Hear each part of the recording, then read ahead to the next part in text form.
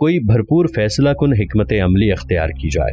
कुछ लोग बिलाद मिस्र पर हमले को शाह लोई का गलत फैसला करार दे रहे थे। बैबरस जान चुका था कि अब सलीबी लश्कर में ज्यादा दिन तक मुदाफियत का दम बाकी नहीं है। वो निस्फ रात के करीब सालार से इजाजत लेकर उठा और सलीबी लश्कर में घूमने लगा। थोड़ी ही देर में उसे ये अंदाजा हो गया कि एक सिपाही बदस्तूर उनका ताक़ुब कर रहा है। सालार उसकी जानिब से वाकई मशकूक हो गया था। उसने शाही यरूशलेम की बातें जानबूझकर उससे की थी ताकि वो अगर मुसलमान जासूस है तो उसे अपने सालारों को ये बावर करा दे कि बहुत जल्द ही सलीबी उनसे अपनी ज़मीन वापस ले लेंगे। ये सालार की नादानी थी या अक्लमंदी कि उसने अपनी मजलिस में मौजूद एक सिपाही को बैबरस के पीछे लगा दिया था जिसे बैबरस पहले देख चुका था, इसीलिए वो जल्द ही उसके ताक़ुब से आगाह हो गया। बैबरस शाही खैमों की जानिब निकल आया।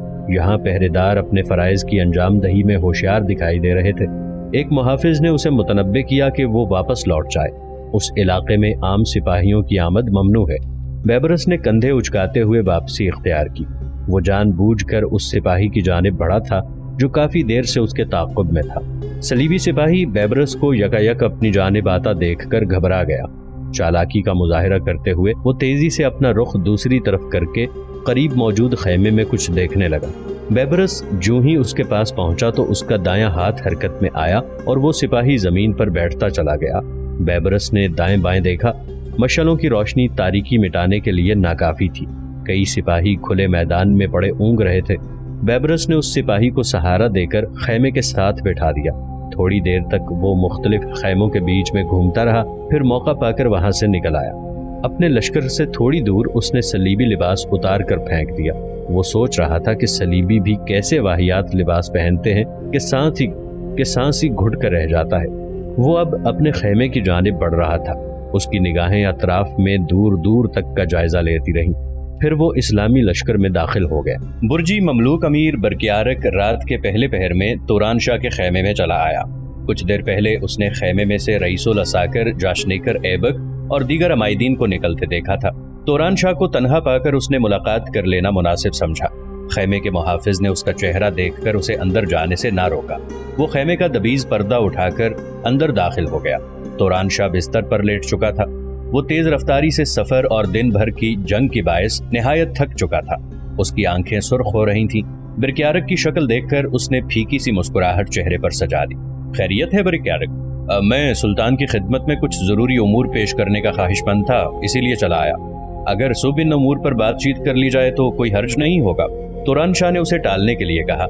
मैं सुल्तान मोहतरम की थकान से बखूबी आगाह हूँ, मगर मजबूरी है। कुछ बातें ऐसी हैं जिनके बारे में देर करना सुल्तान के लिए दुरुस्त नहीं होगा। अमीर बरकियारक मुअद्दिब अंदाज में बोला। बैठो। तोरान शाह बिस्तर पर बैठते हुए बोला। कहो, क्या कहना चाहते हो? सुल्तान बखूबी जानते हैं कि बंदा आपका पुराना वफादार और खैरखा है। तमहीद मत बांधो, काम की बात करो। अमीर बरकियारक के चेहरे पर धीमी सी नागवारी का तासुर उभरा, मगर उसने तेजी से इसे मुस्कुराहट में बदल लिया। मैं ये कहने के लिए हाजिर हुआ था कि यहाँ पहुँचने के बाद कुछ ऐसी बातें सुनने में आई हैं जो आने वाले कल में आपके लिए बेहतर साबित नहीं होंगी। तुम क्या कहना चाहते हो? तोरान शाह उसके पुरस्रार लहजे पर जिज़बिज़ होकर बोला। मुझे मालूम है कि कल सुबह जंग के आगाज से पहले आपको बाहमी रजामंदी से नया सुल्तान मुंतखब किया जाएगा, मगर ये मनसब सुल्तानी आरजी होगा। ये क्या कह रहे हो? तोरान शाह अपनी जगह पर पहलू बदल कर रह गया। मैंने वही अर्ज किया है जो आपने समाअत फरमाया है। मुझे यहाँ पहुँचे हुए ज्यादा देर नहीं गुजरी, मगर मैं अपने मोहसिन आका और नए सुल्तान के बारे यहाँ के लोगों से उनकी राय हासिल करने से गाफिल नहीं रहा। मैंने बड़ी मेहनत से ये बात खोज कर निकाली है कि तमाम उमरा और अमायदीन आपस में मुत्तहिद व मुत्तफिक हैं। वो सिर्फ सलीबी जंग के लिए आपको इस्तेमाल कर रहे हैं। जो ही सलीबी जंग का फैसला हुआ वो आपको इस मनसब से हटा देंगे। ये बात तो आप अच्छी तरह जानते हैं कि मनसब सुल्तानी के लिए एक अलहदा सरकारी मजलिस इंतखाब मौजूद है। मगर ये कैसे हो सकता है? तमाम उमरा और अमायदीन से मेरी बातचीत हो चुकी है। मुझे तो कोई ऐसी बात महसूस नहीं हुई। गालिबन तुम्हें वहम हुआ है या किसी ने कोई गलत खबर दी होगी। सुल्तान मोहतरम, आप मेरी काबिलियत और वफादारी पर शक कर रहे हैं। आप अच्छी तरह जानते हैं कि मैंने आपकी खिदमत में कभी कोई कोताही नहीं की। यानी तुम ये कहना चाहते हो कि अमायदीन सल्तनत ये तय किए बैठे हैं कि सलीबी जंग के इख्तिताम के बाद वो मुझे माजूल कर देंगे और मेरी जगह किसी दूसरे फर्द को सुल्तान बनाएंगे। मगर तुम खुद ही सोचो, मेरे बाद ऐसा कौन है जो बिलाद मिस्र से लेकर बिलाद शाम तक सल्तनत को संभाल सके? میرے پاس امور جہاں کا تجربہ ہے، اور تو اور میرے باپ نے مجھے اپنی زندگی میں ہی بلاد شام اور شرقیہ کا منتظم بنا دیا تھا۔ عمراء عمائدین کسی فرد کو سلطان بنانے کے متمنی ہیں، اس ضمن میں میں کچھ نہیں کہہ سکتا۔ البتہ یہ بات طے ہے کہ جنگ کے خاتمے کے بعد ایسا کچھ ضرور ہوگا۔ آپ با اختیار سلطان ہیں، آپ جو مناسب سمجھیں وہی کریں۔ امیر برکیارک سر جھکا کر بولا۔ اس کے چہرے پر اندیشے لرزتے دکھائی دے رہے تھے۔ توران شاہ اس کے چہرے کو کچھ دیر تک بغور دیکھتا رہا۔ اسے ماضی میں کوئی ایسی مثال یاد نہ تھی جب امیر برکیارک نے اس کے حق میں غلط سوچا ہو۔ البتہ یہ شکایت ضرور تھی کہ وہ اپنے منصب کی حدود سے تجاوز کر جاتا تھا۔ یہ کوئی ایسی بات نہیں تھی جس سے توران شاہ کو کوئی نقصان پہنچتا۔ امیر برکیارک نے توران شاہ کو سوچ میں ڈوبا دیکھ کر وہاں سے نکلنے کا ارادہ کیا۔ توران شاہ نے اس بات کو محسوس کر لیا۔ تم شاید جانا چاہتے ہو؟ میرا خیال ہے کہ میں نے اپنی بات مکمل کر لی ہے۔ اب آپ کو آرام کرنا چاہیے تاکہ صبح کے لیے تازہ دم ہو سکیں۔ تم شاید مجھے کوئی مشورہ دینا چاہتے تھے؟ میں آپ کے حکم کا منتظر ہوں۔ ممکن ہے کہ جیسا تم نے بیان کیا ہے ویسا ہی کوئی کھیل میرے ساتھ رچایا جا رہا ہو۔ ایسے حالات میں کوئی نیا تجربہ کرنے کا خواہش مند نہیں ہوں۔ تم بتاؤ ان حالات میں مجھے کیا قدم اٹھانا چاہیے؟ میرے خیال میں آپ کو ایسے عمرا سے تعلق مضبوط بنانا چاہیے جو تہہ دل سے آپ کے وفادار اور خیر خواہ ہوں۔ کچھ حریص عمرا کو داد و دہش کے ذریعے قابو میں رکھا جا سکتا ہے۔ ٹھیک ہے، میں سمجھ گیا ہوں کہ مجھے کیا کرنا ہوگا۔ تم اب جانا چاہو تو جا سکتے ہو۔ توران شاہ نے سوچتے ہوئے کہا۔ امیر برکیارک اپنی بات مکمل کر چکا تھا۔ وہ جس مقصد کے لیے آیا تھا وہ پورا ہو چکا تھا۔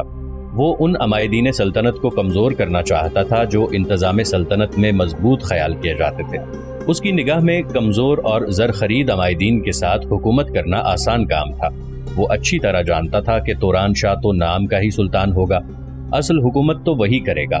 اپنے اقتدار کو مضبوط بنانے کے لیے ضروری تھا کہ اپنے مخالفین کو پہلے مرحلے میں ہی کچل ڈالا جائے۔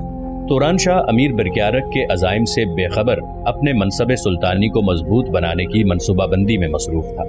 ادھر دوسری جانب مطیع الدین نیزے کے گھاؤ سے زمین پر گر پڑا تھا۔ اسے ان منگولوں کی بے وقوفی پر غصہ بھی آ رہا تھا۔ اگر وہ بے وقت نہ چیخ مارتے تو وہ اپنا دفاع عمدہ انداز میں جاری رکھتا اور کم از کم اس گھاؤ سے تو محفوظ رہ پاتا۔ قاضی سردار کے منگولوں کی طرف متوجہ ہونے نے اسے موقع فراہم کر دیا تھا کہ وہ اپنے جسم سے بہنے والے خون کو روکنے کا بندوبست کر سکے۔ زبان دانتوں تلے دباتے ہوئے اس نے ران میں دھنسے ہوئے نیزے کو نکالنے کی کوشش کی۔ تھوڑی سی کوشش کے بعد نیزہ اس کی ران سے نکل آیا، مگر خون کے بہاؤ میں تیزی آ گئی تھی۔ اس نے دائیں ہاتھ سے زخم کو دبائے رکھا اور بائیں ہاتھ سے اپنی قمیض گلے سے اتاری۔ وہ زمین پر گرے گرے منگولوں کو لڑتے ہوئے بھی دیکھ رہا تھا۔ یہ مرحلہ بڑا مشکل تھا۔ تکلیف کی شدت اور خون بہنے سے اس پر نقاہت غالب آ رہی تھی۔ وہ خود کو سنبھالے رکھنے کی پوری کوشش کر رہا تھا۔ اس نے کچھ ہی دیر میں اپنے زخم کو قمیص سے اچھی طرح لپیٹ کر باندھ دیا تھا۔ قاضی نوجوانوں پر بھی اس کی کڑی نگاہ تھی۔ وہ اس کی جانب سے غافل ہو کر منگولوں کے پیچھے ہاتھ دھو کر پڑے تھے۔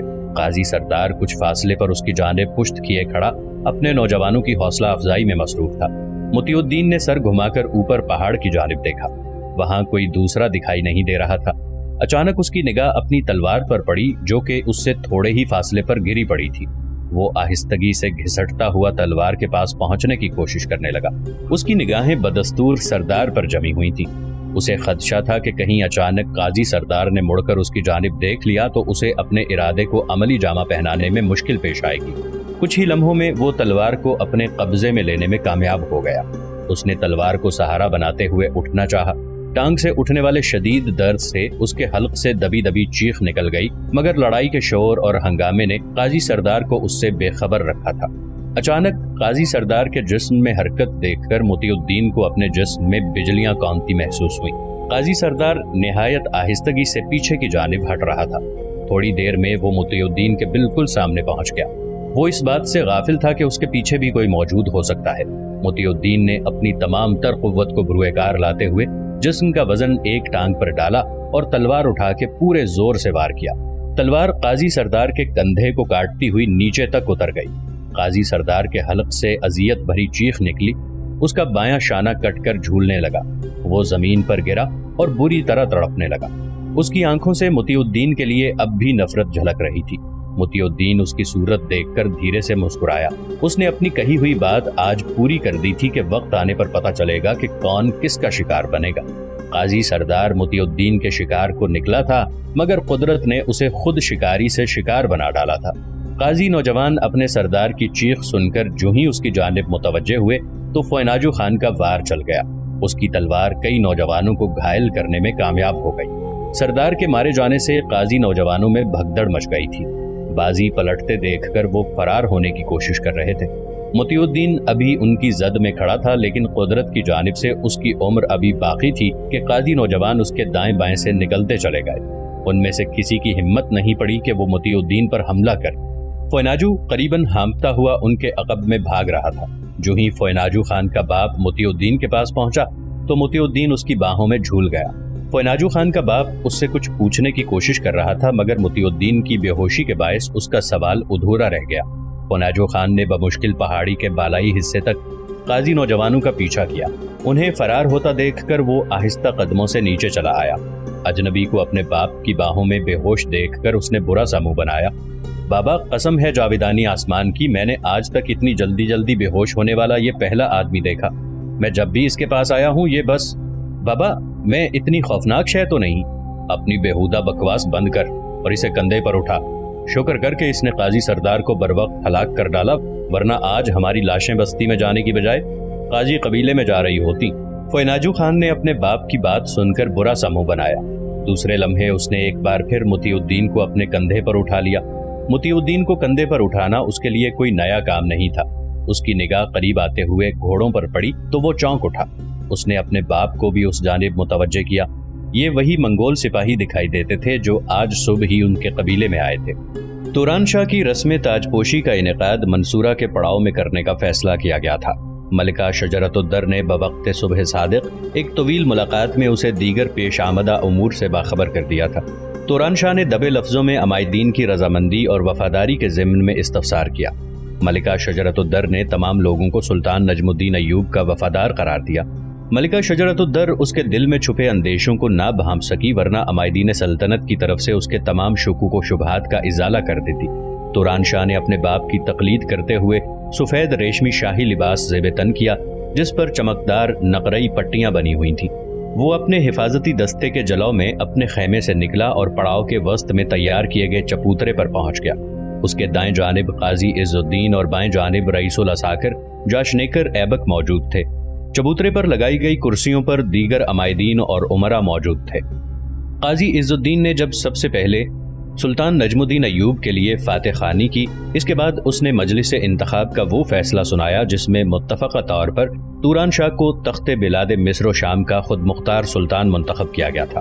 غیاث الدین توران شاہ کی سلطانی کے اعلان پر لشکر اسلامی میں تکبیر کے نعرے بلند ہونے لگے۔ توران شاہ نے اپنے خطاب میں نجم الدین ایوب کے سابقہ طرز عمل کو جاری رکھنے کے عزم کا اعادہ کیا اور تمام مسلمان حکمرانوں سے استدعا کی کہ وہ صلیبی لشکر کی مدد کرنے کی بجائے اپنے دین اسلام کی خدمت کو ترجیح دیں۔ علاوہ ازیں اس نے صلیبی لشکر کے خلاف جارحانہ جنگ کا بھی اعلان کیا۔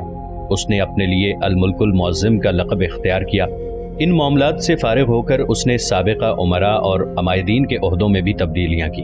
امیر برکیارک کو اپنا نائب السلطنت مقرر کرتے ہوئے اس نے چیدہ مناصب پر برجی ممالک کو مقرر کیا۔ برجی ممالک کی بڑی تعداد اس کے ساتھ حصن کیفا سے آئی تھی۔ جن امراء نے اسے اپنا سلطان منتخب کیا تھا ان میں سے قریباً 80% لوگوں کو ان کے عہدوں سے معزول کر دیا گیا تھا۔ ملکہ شجرت الدر سلطان توران شاہ کے ان اقدامات پر محض پہلو بدل کر رہ گئی۔ وہ اب امور سلطنت میں دخل اندازی نہیں کرنا چاہتی تھی، البتہ اس نے دبے الفاظ میں توران شاہ کے ان غیر متوقع فیصلوں کو غلط قرار دیا۔ برجی ممالک ایک عرصے سے عسکری معاملات میں پھنسے رہے تھے۔ توران شاہ کی اس عنایت پر وہ خوشی سے دیوانے دکھائی دے رہے تھے۔ بحری ممالک کافی عرصے سے سلطان نجم الدین ایوب کے ساتھ مختلف مقامات پر اپنی خدمت انجام دے رہے تھے، چنانچہ ان کے لیے یہ اعلان بے حد دل شکن تھا۔ توران شاہ اپنے اقتدار کو مضبوط بنانے کی فکر میں یہ بات بھول چکا تھا کہ سلطان نجم الدین ایوب نے ان امراء کو ان کی خاص صلاحیتوں کی بنا پر اعلیٰ عہدے سونپ رکھے تھے۔ توران شاہ کے خطاب اور اعلانات کے بعد اس کی عام بیعت کا سلسلہ شروع ہوا۔ بحری ممالک نے نہایت خاموشی سے اس کی بیعت کرتے ہوئے اپنے عہدے توران شاہ کے ساتھ آئے ہوئے برجی ممالک کے حوالے کر دیے۔ بیعت کا سلسلہ زیادہ وسیع نہیں کیا گیا تھا۔ دن کے پہلے پہر میں تمام امور کو نپٹا لیا گیا۔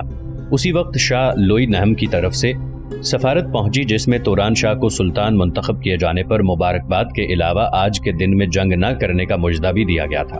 توران شاہ نے قاصد کو یہ پیغام دے کر واپس کر دیا کہ یہ معاملات ہمارے لیے ایسے ہی ہیں جیسے ایک وقت کا کھانا، تم اپنی افواج میدان میں اتارو، ہم انشاءاللہ آج ہی فیصلہ کر دیں گے کہ کون مارکے میں بازی لے جائے گا۔ قاصد نو منتخب سلطان کا پیغام لے کر واپس لوٹ گیا، لیکن شاہ لوئی نہم نے اس دن اپنی فوجیں میدان میں نہیں اتاری۔ شاید وہ یہ بات جانتا تھا کہ نئے سلطان کی موجودگی میں مسلمانوں کا جوش و جذبہ دیوانگی سے کم نہیں ہوگا۔ وہ تمام دن دیگر مصروفیات کی نظر ہو گیا۔ ادھر برقعی خان تیز رفتاری کا مظاہرہ کرتے ہوئے فیجی پہاڑی کے دامن میں پہنچ گیا تھا۔ اسے قاضی باشندے فرار ہوتے دکھائی دیے تو وہ یہ سمجھا کہ شاید منگول سپاہیوں کی آمد سے وہ خوفزدہ ہو کر میدان چھوڑ گئے ہیں۔ اسے اب جینانی دستے کا بھی انتظار تھا جو کافی قریب دکھائی دے رہا تھا۔ فوناجو خان اور اس کے باپ کو پہاڑی سے نیچے آتا دیکھ کر برقعی خان نے وہیں رکنے کا فیصلہ کیا۔ موٹے فوناجو خان کے کندھے پر کچھ دکھائی دے رہا تھا جسے برقعی خان شناخت نہ کر پایا۔ وہ کبھی فوناجو خان پر نگاہ ڈالتا تو کبھی جینانی سپاہیوں کی جانب۔ تھوڑی دیر میں فوناجو خان اپنے باپ کے ساتھ نیچے اتر آیا۔ اس کے باپ نے برقعی خان کو سامنے پا کر تیزی سے زمین پر جھک کر تعظیم پیش کی۔ فوناجو خان نے اپنے باپ کی تقلید کرنا چاہی مگر برقعی خان نے اسے ہاتھ کے اشارے سے منع کر دیا۔ وہ اس کے کندھے پر لدے انسانی جسم کو غور سے دیکھ رہا تھا۔ یہ کسے اٹھا رکھا ہے اور اوپر کیا ہو رہا تھا؟ برقعی خان نے سوال کیا۔ خان زادے میں بتاتا ہوں، بوڑھا منگول آگے بڑھ کر بولا۔ میرا یہ بیٹا تھوڑا سا بے وقوف ہے۔ صبح اس نے خبر دی کہ ایک اجنبی پہاڑی پر بے ہوش پڑا ہے۔ میں اسے چھوڑ کر شکار کیے ہوئے ریچھ کو لے آیا ہوں تو مجھے بڑا غصہ آیا۔ میں اس کے ہمراہ فیجی پہاڑی پر چلا آیا کہ اس اجنبی کو ساتھ لے کر بستی میں پہنچوں، مگر یہاں پہنچ کر دیکھا کہ وہ قاضی باشندوں سے نبرد آزما ہے۔ ہم نے اس کی مدد کرنے کی کوشش کی۔ ہمارے قریب پہنچنے سے پہلے ہی قاضی باشندوں نے اسے زخمی کر ڈالا۔ جانے کیوں قاضی اسے لے جانے کے بجائے ہماری جانب متوجہ ہو گئے اور انہوں نے ہم پر حملہ کر دیا۔ بس جاویدانی آسمان کا کرم تھا کہ جان بچ گئی۔ اس اجنبی نے بروقت قاضی سردار کو موت کے گھاٹ اتار دیا۔ قاضی لوگ اپنے سردار کی موت دیکھ کر فرار ہو گئے۔ زندہ ہے کیا؟ ہاں، نبض دیکھی ہے میں نے، چل رہی ہے۔ کچھ پتا چلا کہ کون ہے؟ نہیں، میں پوچھنے ہی والا تھا کہ یہ بے ہوش ہو گیا۔ ذرا اس کا چہرہ تو دکھاؤ۔ بوڑھے منگول نے فوناجو خان کو اشارہ کیا۔